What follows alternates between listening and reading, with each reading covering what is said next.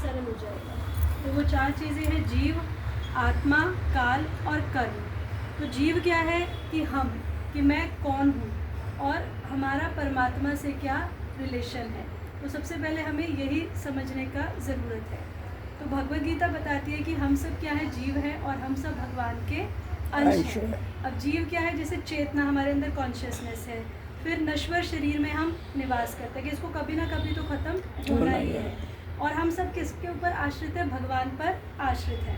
तो जब जीव अपने शरीर को मान लेता है ना कि ये शरीर ही है, तो वो मेरा ये शरीर सब कुछ है मेरे लिए, तब हम बहुत दुखी होते हैं कि भाई अब यहाँ दर्द हो रहा है, यहाँ फील हो रहा है, क्योंकि हम इस शरीर को इम्पोर्टेंस दे रहे हैं। लेकिन अगर हम उसकी बजाय सोचेंगे कि ये तो आत्मा और भगवान का एक अंश है, तो हमें इतना दर्द दुख कुछ भी नहीं लगेगा। आत्मा की मैं ना मरने वाला हूँ, है ना, आत्मा कभी भी नहीं मरती है। तो गीता बताती है कि जीवन का जो वास्तविक स्वरूप है वो आत्मा है।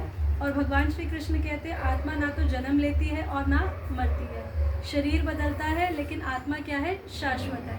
बोलते हैं कि आत्मा का साइज़ क्या होता है? हमारे बाल के एक टुकड़े को 10,000 बार भी काट दो, उससे भी ज़्यादा वो छोटा साइज़ है। और ना वो कभी किसी चीज़ से जल सकती है, वो सिर्फ अपना बॉडी चेंज करती है, शरीर बदलती है। तो इस ज्ञान से हमें पता चलता है कि मृत्यु का भय समाप्त हो जाता है, कि जीवन में स्थिरता आ जाती है।